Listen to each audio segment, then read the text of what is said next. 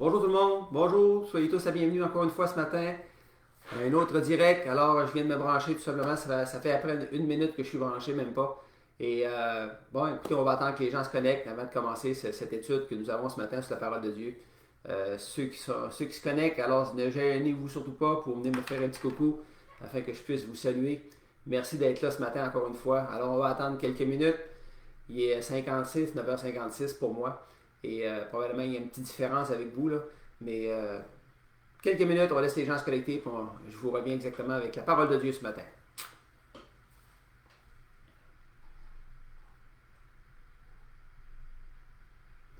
Petit matin plutôt frisquet. Chez nous, il fait 5 degrés ce matin quand je me suis levé. C'était ouf. Je peux vous dire que c'était pas très très chaud. On a de grandes variantes. Autant des fois qu'il fait 32, là, on est rendu à 5 le matin. Mais c'est correct. L'été est là. On va en profiter comme on peut.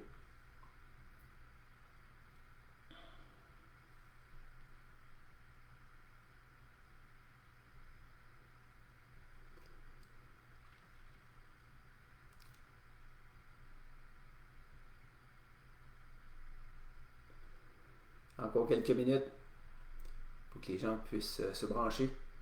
Puis on va commencer notre live de ce matin.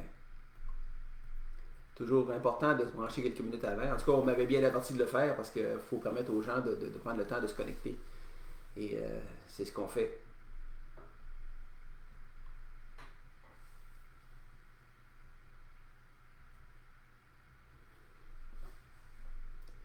Déjà 6 personnes qui regardent. Bienvenue les amis.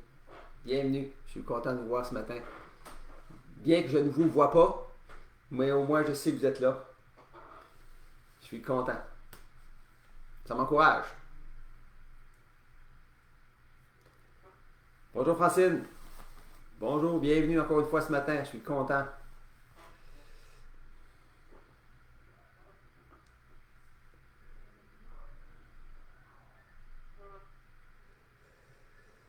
Gênez-vous pas pour venir me faire un petit coucou en attendant que les gens se connectent. Je suis toujours content de vous lire.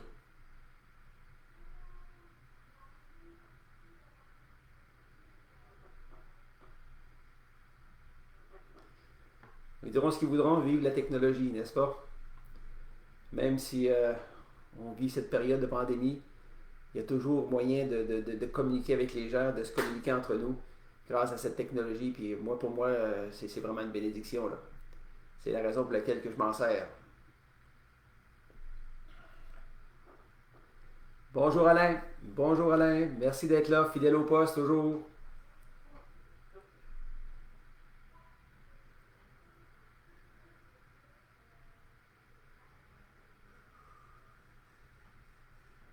Bonjour Robert. Bienvenue Robert. Toujours fidèle au poste aussi. On a une belle petite étude ce matin pour vous. La véracité de la parole de Dieu. Qu'est-ce qui fait que la parole de Dieu est vraie? Qu'est-ce qui fait qu'on peut s'y fier? Et ce matin, cette semaine, j'ai pris le temps de vraiment décortiquer quelques données qu'il y avait dans la Bible pour pouvoir vous présenter ça ce matin. J'espère qu'on va être nombreux.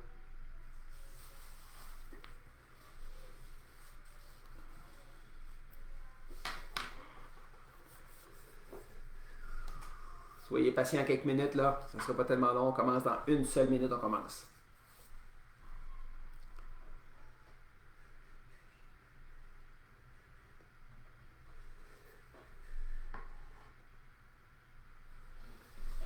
Je suis content parce que les vidéos que je fais le dimanche matin, euh, à ma grande surprise, elles sont visionnées par vraiment beaucoup de gens.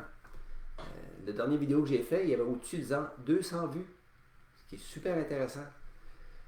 Moi, ça me motive pour continuer.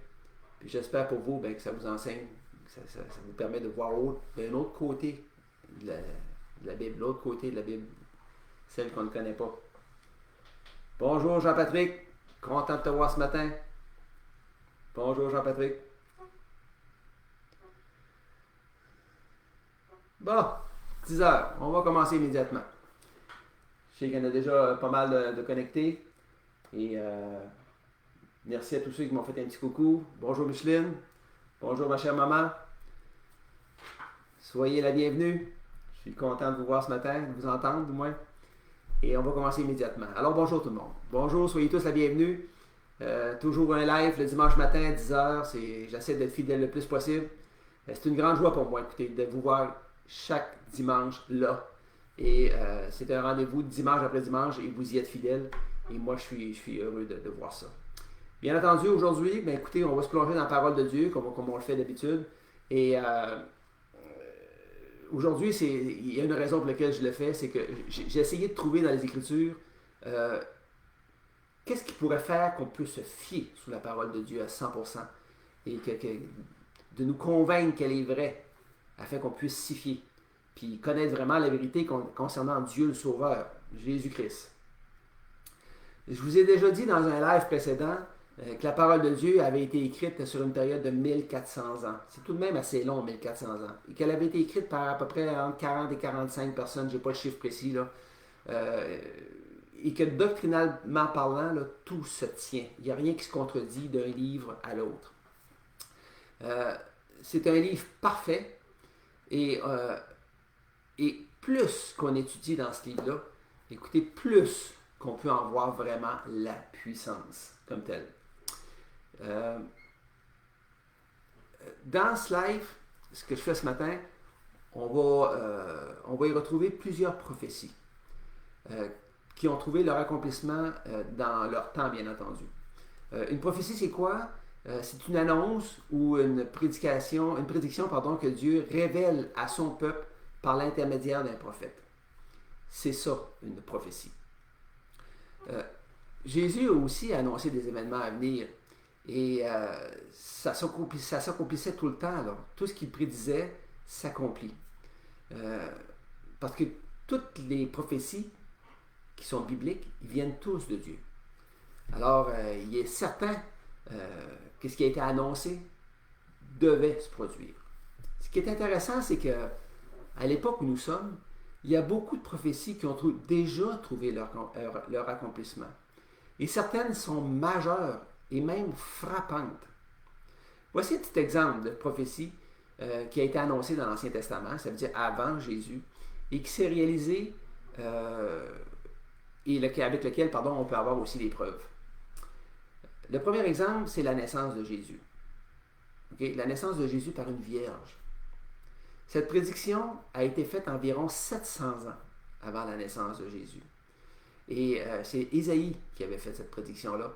Et ça s'est passé au chapitre 7 et verset 14. Puis je vais vous lire le texte. C'est pourquoi le Seigneur lui-même vous donnera un signe. Voici donc, la Vierge sera enceinte, elle enfantera un fils, et il lui donnera le nom d'Emmanuel. N'oubliez pas qu'à l'époque où ça a été écrit, on est 700 ans avant la naissance de Jésus. En passant, le nom d'Emmanuel, ce n'est qu'un titre. Ce n'est pas vraiment son vrai nom.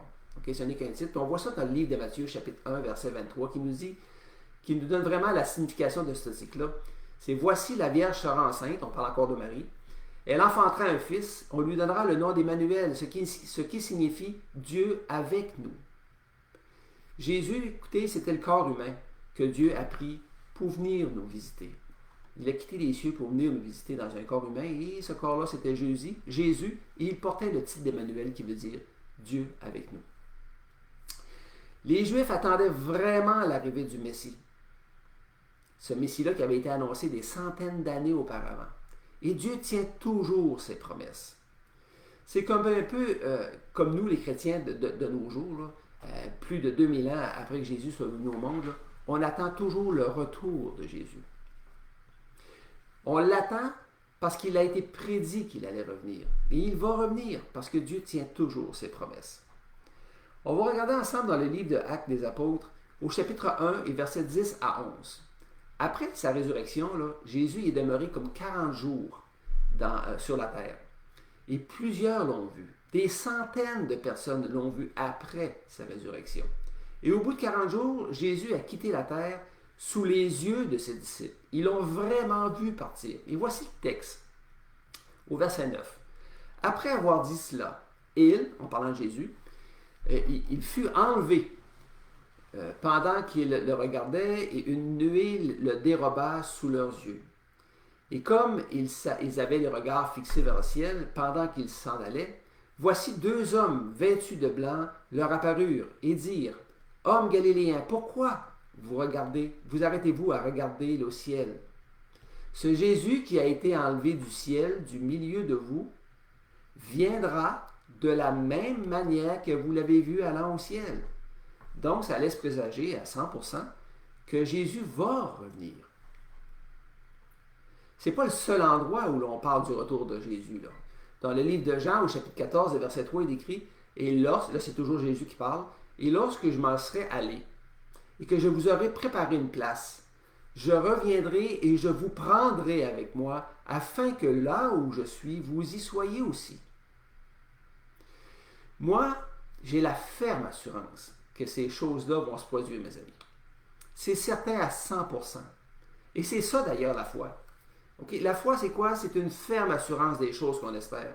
Une démonstration de celles qu'on ne voit pas. Comme je vous ramène presque à chaque live, comme verset qui est dans le Hébreux 11, 1, chapitre 11, verset 1. Voici une autre prophétie annoncée par Jésus, qui a trouvé déjà son accomplissement. Il s'agit de la description du temple.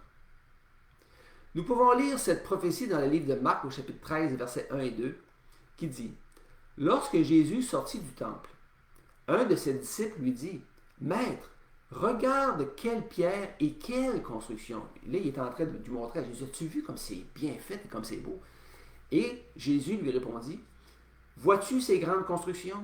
Il ne restera pas pierre sur pierre qui ne soit renversée. » Eh bien, cet événement est arrivé. C'est arrivé en l'an 70 de notre ère, 70 après Jésus, où le temple de Jérusalem fut détruit par l'armée romaine, dirigée par l'empereur Titus. Ce fut un événement majeur, et Jésus l'avait annoncé. Le but de cette étude-là ce matin, c'est de vous donner une prophétie majeure, une prophétie que j'ai choisie, qui ne vous laissera pas indifférent. Cette prophétie s'est réalisée en partie, et il en reste encore un petit bout à venir. Tout ce qui est déjà réalisé s'est avéré véridique à 100%. Et ce qui reste donc à venir ne peut pas faire autrement que se produire. Cette prophétie se passe dans le livre de Daniel. Dans le livre de Daniel, dans l'Ancien Testament, au chapitre 2. Cette prophétie décrit la suite de tous les empires ou de tous les royaumes qui se sont succédés depuis le roi Nebuchadnezzar jusqu'à nos jours. Puis moi, je vais vous en faire un résumé de cette prophétie en vous donnant les grandes lignes, des grandes lignes qui vont vous permettre de bien comprendre et de vous en faire une opinion. Nebuchadnezzar, qui n'est pas facile à prononcer, il est devenu roi en 606 avant Jésus-Christ. Ça fait un bout de temps, là. Ça fait plus de 2600 ans de ça, là. Il a été roi pendant 43 ans. Et cette prophétie a été prononcée la deuxième année du règne de Nebuchadnezzar.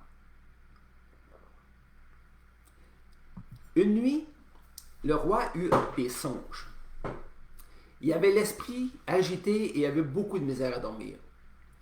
Le matin, à son réveil, il savait qu'il avait rêvé, mais il ne pouvait pas se rappeler quelle était la teneur de ses rêves. Il avait beau y penser, mais ça ne lui revenait pas.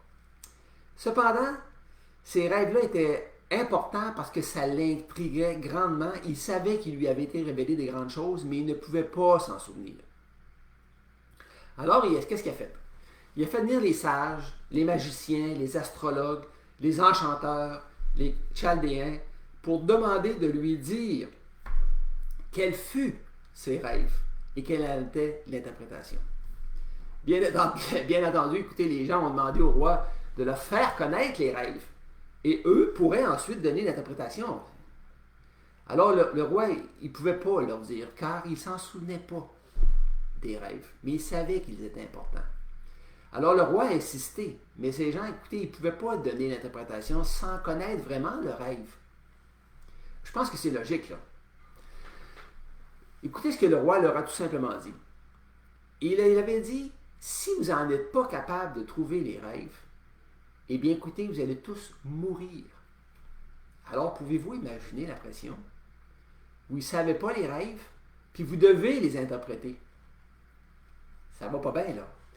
Pour faire une histoire courte, là, Daniel, c'était un homme de Dieu, bien entendu. Okay? Il était un des sages qui devait être mis à mort.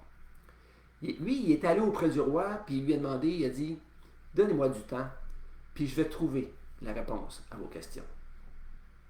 Alors, Daniel s'est donc mis à prier, mais il n'était pas seul à prier, il y avait tout un groupe de gens autour de lui qui priaient avec lui, afin que Dieu lui fasse connaître ce que le roi voulait savoir.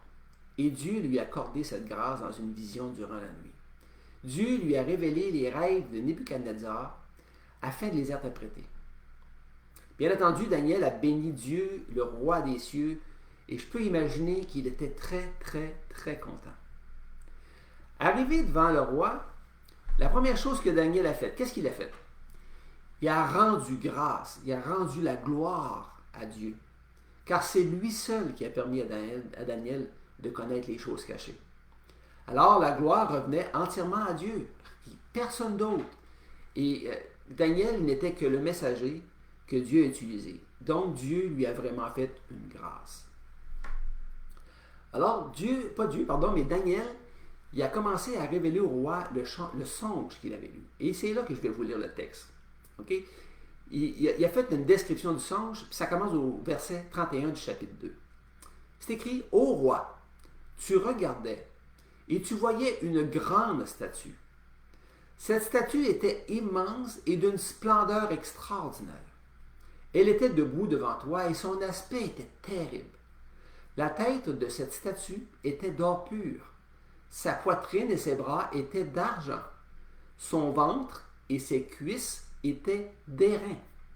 Ses jambes de fer, ses pieds étaient en partie de fer et en partie d'argile. Tu regardais lorsqu'une pierre se détacha sans le secours d'aucune main, frappa les pieds de fer et d'argile de la statue et les mit en pièces. Alors le fer, l'argile, l'airain, l'or et l'argent furent brisés tous ensemble et devinrent comme la balle, ce qui est la paille, là, et devint la balle qui s'échappe d'une herbe en été. Le vent les emporta et nulle trace n'en fut trouvée. Mais la pierre qui avait frappé la statue devient une grande montagne qui remplit toute la terre. C'était le songe que Nebuchadnezzar avait eu et qu'il n'arrivait pas à se souvenir. Maintenant, le roi avait demandé aussi l'interprétation de ce songe. C'était pas tout, là. C'était un songe qui était étrange, n'est-ce pas?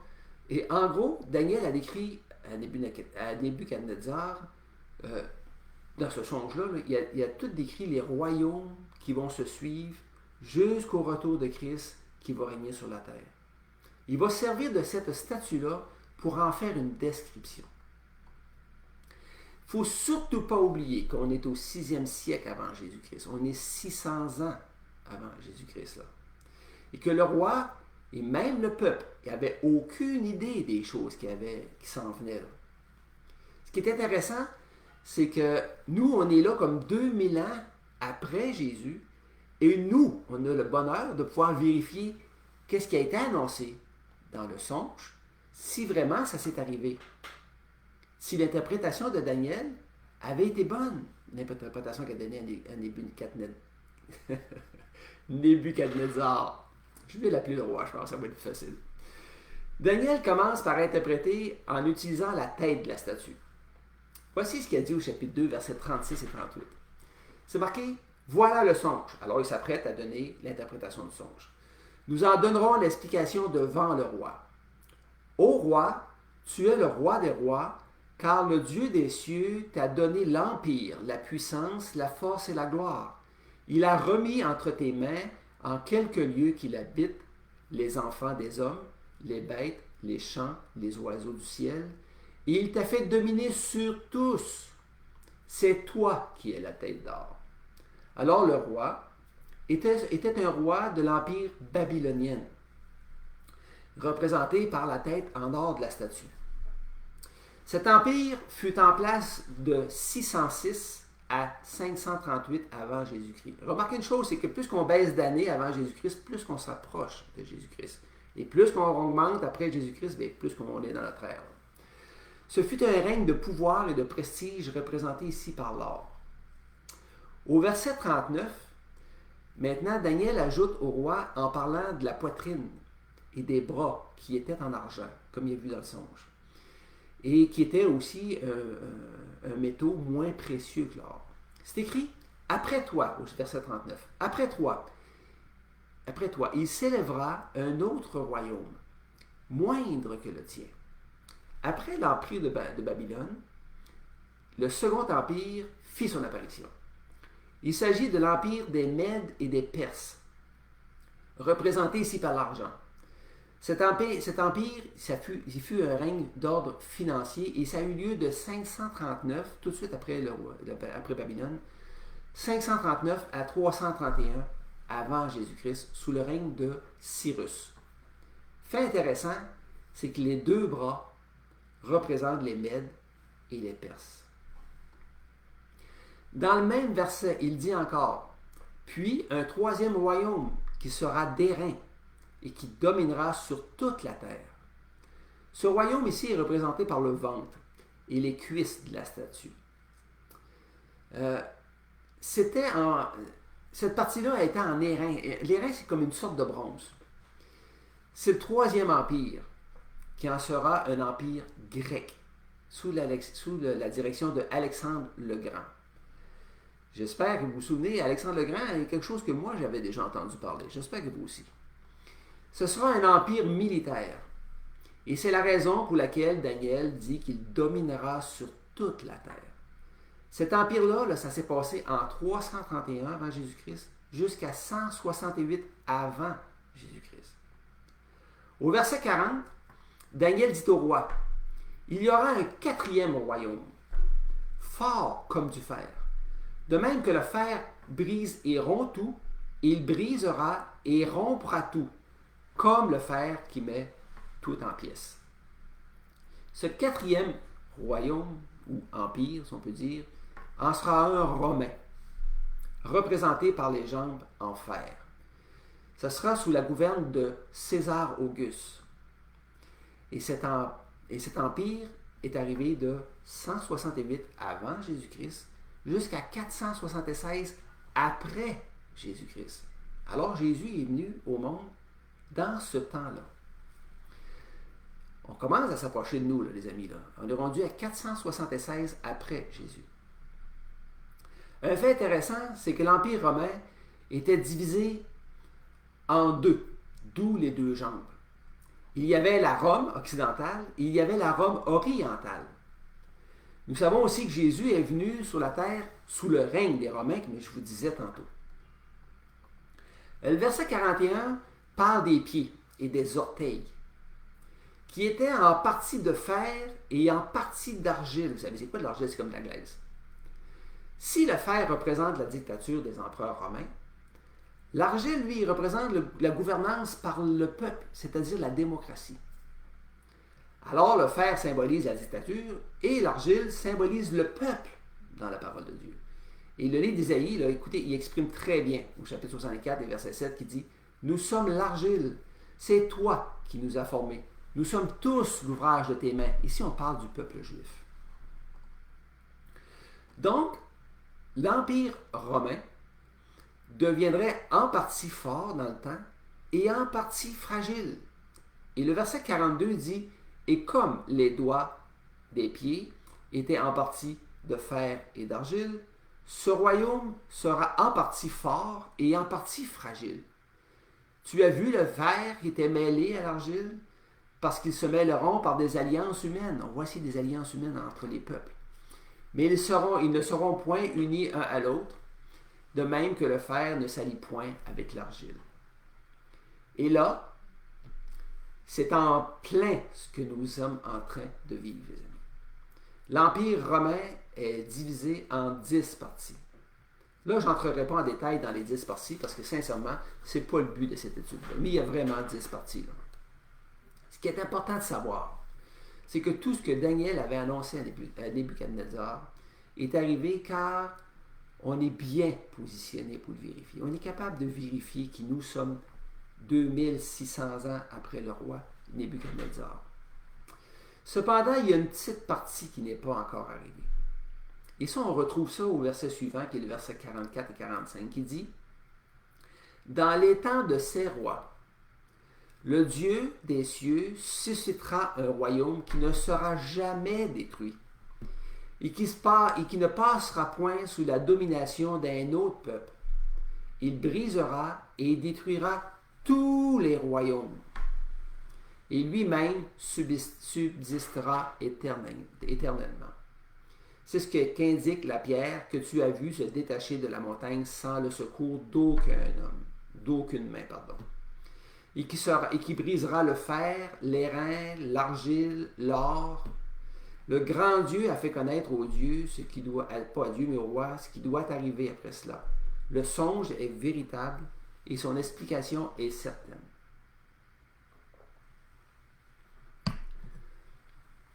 Tout semble bien aller, oui.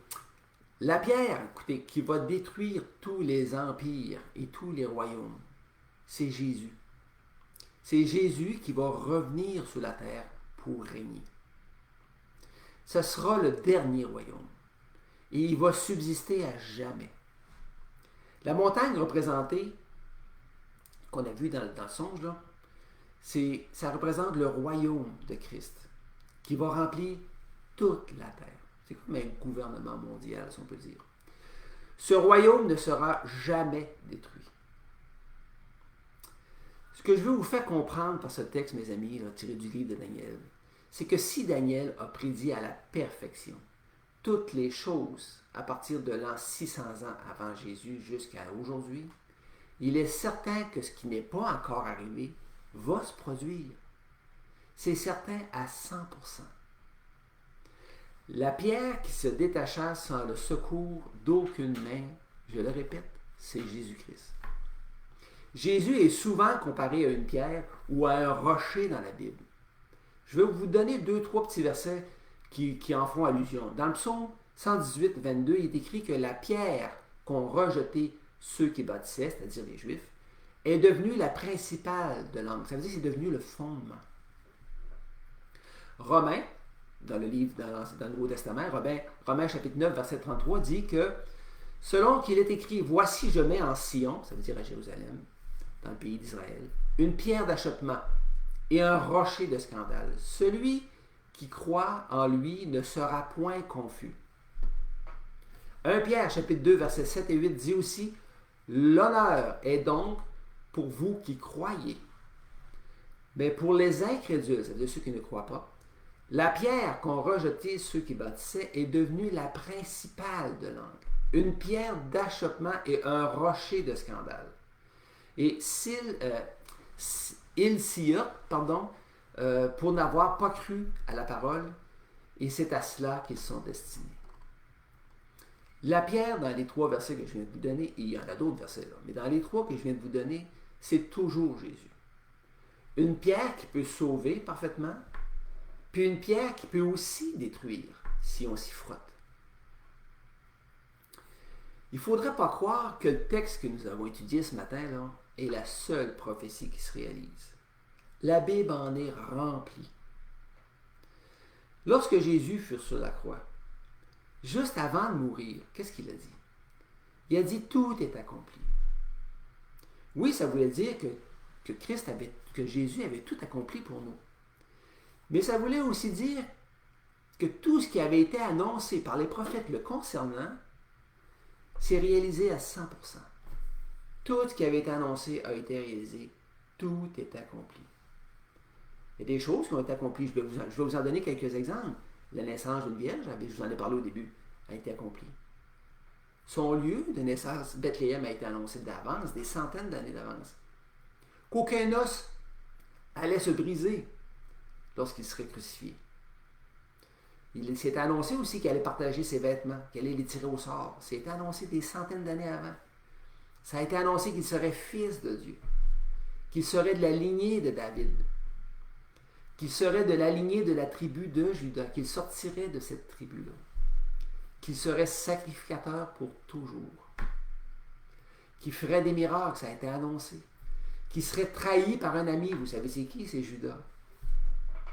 Qu'il serait vendu pour 30 pièces d'argent. Les Juifs avaient donné 30 pièces d'argent à Judas pour qu'il livre Jésus. Ça a été déjà annoncé longtemps d'avance. Qu'il serait accusé par des faux témoins. Qu'on le frapperait, qu'on lui cracherait au visage. Ça a été annoncé. Qu'il allait prier pour ses bourreaux.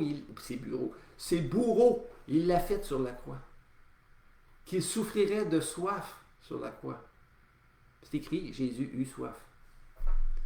Son côté serait percé. Qu'il allait ressusciter et j'en passe. Croyez-vous qu'il y a des choses qui ont été annoncées et qui ne se sont pas produites dans les derniers temps, dans le dernier siècle que nous vivons présentement? Bien sûr que oui. Une qui a été annoncée, qui s'est réalisée dans le dernier siècle, là, ça veut dire, mettons, dans les derniers 100 ans et moins que ça, c'est arrivé le 14 de mai 1948. Les Juifs sont redevenus officiellement une nation, un peuple, un pays, le 14 mai 1948. C'est une prophétie, ça, qui a été tirée du livre d'Ézéchiel, au chapitre 11 et verset 17, qui dit « C'est pourquoi tu diras, ainsi parle le Seigneur. » Là, excusez-moi, mais Dieu est en train de parler à un prophète pour qu'il annonce ça au peuple. « C'est pourquoi tu diras, ainsi parle le Seigneur l'Éternel. Je vous rassemblerai du milieu des peuples, je vous recueillerai des pays où vous êtes dispersés, et je vous donnerai la terre d'Israël. » Alors, à un moment donné, le peuple juif s'est complètement dispersé dans tous les pays du monde. Et là, Jésus est en train de les ramener et ils vont former à nouveau le peuple d'Israël. Et bien entendu, vous savez aussi que Jérusalem a été déclarée la capitale d'Israël. Alors, Israël est redevenu un pays le 14 mai 1948. Au début du 20e siècle, là, la terre d'Israël n'était qu'un désert. Depuis la création de l'État en 1948, les autorités ont décidé qu'ils reboisaient les déserts. Les déserts reculent. Les scientifiques s'illustrent dans toutes les disciplines. Dans le militaire, dans la médecine, les Israéliens performent vraiment beaucoup. Et seulement 70 ans après sa création, l'État d'Israël est devenu la 8e puissance du monde. C'est pas rien. Regardons ce que dit la prophétie qui a été tirée du livre de Joël dans l'Ancien Testament, au chapitre 2, verset 22, qui dit « Car les plaines du désert reverdiront, car les arbres porteront leurs fruits, les figuiers et les vignes donneront leur richesse. » C'est exactement ce qui se passe présentement en Israël, mes amis. Tout a été accompli à 100% en ce qui concerne sa mort et sa résurrection aussi. Il y a encore des choses qui ont été annoncées et qui ne sont pas arrivées. Une chose, Jésus a promis qu'il allait revenir. Je reviens souvent là-dessus, mais c'est important. Dans un enseignement que Jésus avait donné aux apôtres, il en parle. Et on va regarder ça ensemble au livre de Jean, chapitre 14 et verset 3, qui leur dit « Que votre cœur ne se trouble point. Croyez en Dieu et croyez en moi, car il y a plusieurs demeures dans ma maison, dans la maison de mon Père. Si cela n'était pas, je vous l'aurais dit. Je vais vous préparer une place, et écoutez bien, et lorsque je m'en serai allé et que je vous aurai préparé une place, je reviendrai et je vous prendrai avec moi, afin que là où je suis, vous y soyez aussi. » Jésus vient d'annoncer quelque chose là. C'est très important ce que je viens de lire là. Jésus va revenir pour chercher les siens. Et quand est-ce que ça va se produire? Ça, c'est une question. Hein? Il a déjà dit, écoute, ça fait 2000 ans, puis il est vraiment revenu encore. Quand est-ce que ça va se produire? Ma réponse est simple, c'est que j'en ai pas aucune idée. Puis il n'y a personne qui le sait non plus. Il y a juste le Père qui le sait. Si quelqu'un vous dit, là, hey, moi je le sais, je l'ai calculé, bien vous pourrez le traiter de menteur sans avoir peur de lui mentir. OK?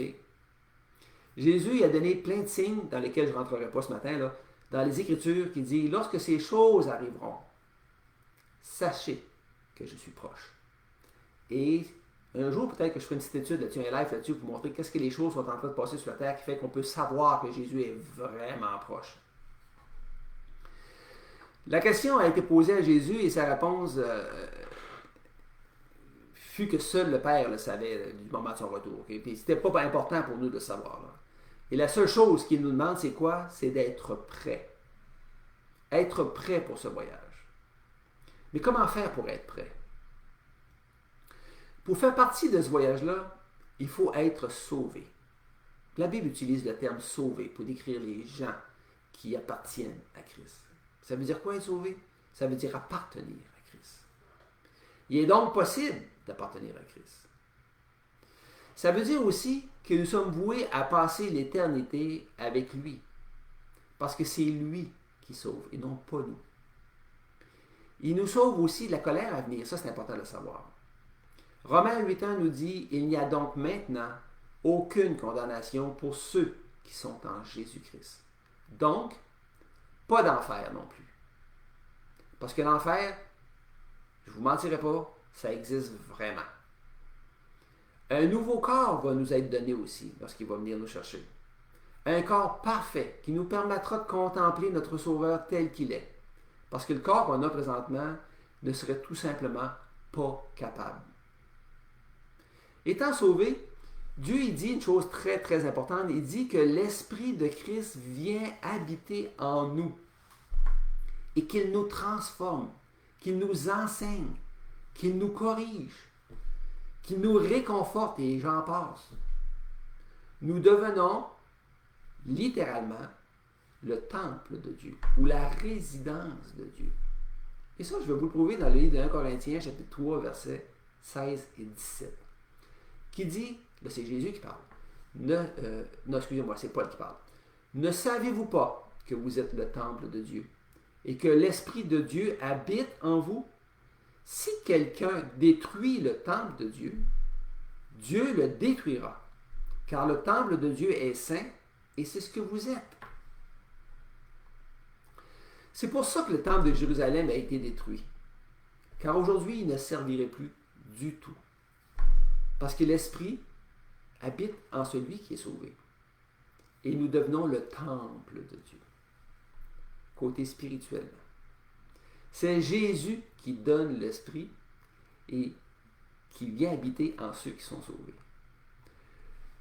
Peut-être allez-vous être intrigué un peu par ces paroles-là. C'est des choses peut-être que vous n'avez jamais entendues. Là. Peut-être vous demanderez-vous comment ça se peut se faire, ça, que l'Esprit vient habiter en nous. Là. Premièrement, il faut bien saisir une chose. Il faut bien saisir que Dieu existe vraiment. Et que c'est lui seul qui peut faire ça. Nous, on n'a aucune puissance. Il est impossible de le faire par nous-mêmes. Et ça, la Bible est claire à ce sujet-là. Dieu donne son esprit à ceux qui choisissent de le suivre sincèrement, en lui donnant sa vie, en s'abandonnant à lui. Il le donne à celui qui le demande, avec tout son cœur. Écoutez bien ce que dit Luc 11, verset 13. Si donc méchants comme vous l'êtes, ça veut dire si donc pécheurs comme vous l'êtes aussi, vous savez donner de bonnes choses à vos enfants, à combien plus forte raison le Père Céleste vous donnera-t-il le Saint-Esprit à ceux qui le lui demandent? À ceux qui le lui demandent. Romains 8, 9 nous dit, pour vous, en parlant de quelqu'un qui est sauvé ici, là, pour vous, vous ne vivez pas selon la chair, mais selon l'Esprit, si du moins l'Esprit de Dieu habite en vous. Si quelqu'un n'a pas l'Esprit de Christ, il ne lui appartient pas. Donc, il faut avoir l'Esprit de Christ pour lui appartenir. C'est clair. C'est clair comme verset, cela. Dans un premier temps, pour recevoir l'Esprit de Christ, il faut être qualifié. Ça veut dire quoi être qualifié, allez-vous me dire? Ça veut dire de se reconnaître tel que nous sommes devant le Seigneur. Ça veut dire que nous devons nous rendre compte ou de réaliser notre incapacité de se sauver nous-mêmes. Mais pourquoi, allez-vous me dire? Mais pourquoi il faut se rendre compte de ça? Parce que nous sommes tous des pécheurs. Un péché, c'est un péché et Dieu ne rentre pas en contact avec le péché. C'est bien plus que de dire nous sommes des pécheurs. C'est de dire que nous sommes des pécheurs perdus à cause de cette incapacité-là qu'on a de plaire par nos œuvres. La seule façon de lui plaire et lui être agréable, mes amis, c'est par la foi uniquement. Juste la foi. Et je reviens tout le temps avec un verset que je vais vous donner dans le livre d'Hébreux au chapitre 11 et verset 6. Ça nous dit, « Or, sans la foi, il est impossible de lui être agréable. » Agréable à qui? Agréable à Dieu. Et nous devrions tous apprendre ce verset-là par cœur, mes amis. Or, sans la foi, il est impossible de lui être agréable. Jésus a dû quitter son trône pour s'abaisser à notre niveau. Pourquoi il a fait ça? Parce qu'il nous aime, première des choses. Et deuxième des choses, parce qu'il est venu payer la dette que nous, on n'était pas capable de payer. Cette dette-là qu'on a envers Dieu. Et c'est pour ça qu'il a été crucifié. Personne n'en a voulu. Il a été crucifié afin que par son sang versé sous la croix, nous soyons tous, ceux qui l'acceptent bien entendu, que nous soyons tous purifiés de nos péchés. Et c'est la seule façon d'effacer les péchés. C'est avec du sang. Un sang imparfait, ça n'efface pas les péchés. Mais un sang parfait, lui, il efface complètement, puis une fois pour toutes. Péché passé, péché présent, péché futur. On demeure des pécheurs pareils, là. Mais on est pardonné. Plus de péché, plus de condamnation. Parce que c'est le péché qui nous condamne. Il n'y a rien d'autre qui nous condamne que le péché. Peut-être réalisez-vous un peu mieux la nécessité d'avoir Christ dans votre propre vie. C'est indispensable. Sans Christ, pas de vie éternelle, et ça, c'est bien réel. Une fois que, moi personnellement, là, je vais parler pour moi, là, une fois que moi j'ai compris ça, mes amis, j'ai été triste de comprendre que Christ est mort spécialement pour moi. Et sans sa mort, là, j'étais tout simplement condamné, sans possibilité d'aucun retour en arrière si j'avais attendu d'être mort, mettons. Sans aucune possibilité de retour en arrière. Hébreux 9, 27 et 28 nous dit, et comme, écoutez bien ça, c'est tellement clair, et comme il est réservé aux hommes de mourir une seule fois, ça vient éliminer la réincarnation, ça, mes amis-là. Après quoi vient le jugement. Ça veut dire que lorsque l'homme meurt, après quoi vient le jugement. De même, Christ, qui s'est offert aussi une seule fois pour les péchés de beaucoup d'hommes, apparaîtra sans péché une seconde fois. Là, ça veut dire qu'il va revenir à ceux qui l'attendent pour leur salut. Moi, je l'attends. Je l'attends pourquoi? Pour mon salut. J'ai mon billet pour le voyage parce que je lui ai donné ma vie. J'ai reconnu que j'étais pécheur. J'ai reconnu que sans lui, c'était impossible d'avoir la vie éternelle. Alors, qu'est-ce que j'ai fait? Moi, je ne voulais pas y aller en enfer. Fait que j'ai dit, Seigneur, prends ma vie. C'est la plus belle chose qui m'est arrivée de toute ma vie. Avez-vous votre billet? Il est gratuit. J'ai pas d'autre mot pour exprimer le mot gratuit. J'ai beau essayer de chercher, mais gratuit, ça ne coûte rien. Dieu dit, repentez-vous de vos péchés. Et demandez-lui de vous sauver par sa grâce. Et il va le faire. C'est une promesse. Vous savez, la Bible, elle ne ment pas. Vous avez vu avec moi ce matin, là, on a pris quelque chose de 600 ans avant qui annonçait à partir de 600 ans jusqu'à nos jours qui a été accompli. Et après, qu'est-ce qui s'en vient, qui n'est pas tellement long versus ce qui est long de l'autre côté, là. Et tout est arrivé à 100%. Et la promesse que Jésus va revenir est réelle. Elle est vraie à 100% parce que tout ce qui est arrivé à 100%. Et ce qui reste, c'est certain que ça va arriver à 100%. Alors moi, je termine en vous récitant un verset que je vous ai récité, il y a quelques minutes, là. Luc 11, 13, qui dit « Si donc méchants comme vous l'êtes, ça veut dire si donc pécheurs comme vous l'êtes, vous savez donner de bonnes choses à vos enfants. À combien plus forte raison le Père Céleste vous donnera-t-il le Saint-Esprit à ceux qui le lui demandent? » Alors, il faut recevoir le Saint-Esprit, Seigneur, pour être sauvé. Le Saint-Esprit du Seigneur, c'est la troisième personne de la Trinité. Il vient habiter en nous. Et Jésus dit, il faut que tu lui demandes. Moi, je lui ai demandé le 9 septembre 1994, ça fait déjà 25, 26 ans. Là. Et j'en suis très heureux. Si le cœur vous en dit, pesez sur le petit bouton partager. Juste pour que la parole de Dieu puisse se répandre, que d'autres gens puissent comprendre qui est vraiment Dieu, qui est vraiment Jésus-Christ, quel est le plan pour nous, quel est le but de notre vie. Parce que le but de notre vie, c'est quoi? C'est de découvrir Jésus, de l'accepter dans notre cœur.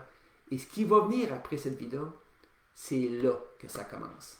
C'est là que ça commence à être beau. Parce que Dieu nous promet une vie d'abondance dans un corps parfait, plus d'infirmité, plus de douleur, plus de péché. Dieu, Jésus-Christ, va être le patron pour l'éternité. Et on s'est entendu que l'éternité, c'est assez long. Prenez pas de chance. Allez tout de moins